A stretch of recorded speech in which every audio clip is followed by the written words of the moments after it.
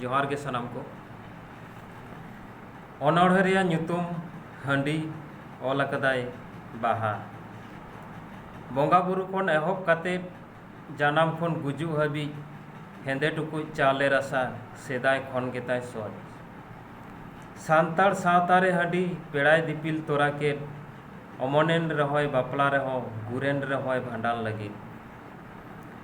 सितुंग ललो कमी लंगा हड़मो जीवी हारके तो ᱧᱩ लेखान बड़ज हंडी तेतांग जीवी मारको हंडी दो हंडी के सान्ताड़ को तैयार हंडी तांग हंडी बड़ज हंडी चाला हंडी और ताताब हंडी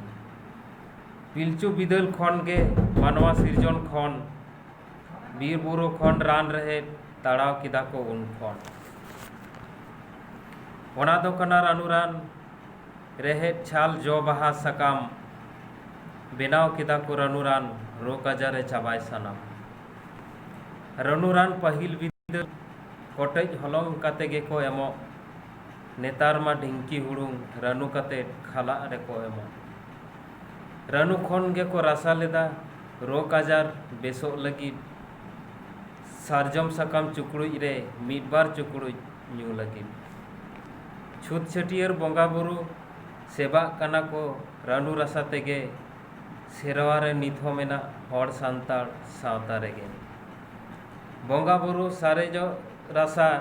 हेंदे टुकुज चाले रासा ᱧᱩᱭ ᱜᱮᱭᱟ ᱵᱚᱱ हाराम दुड़ुम नासे बंगा बुरु सारेज रासा।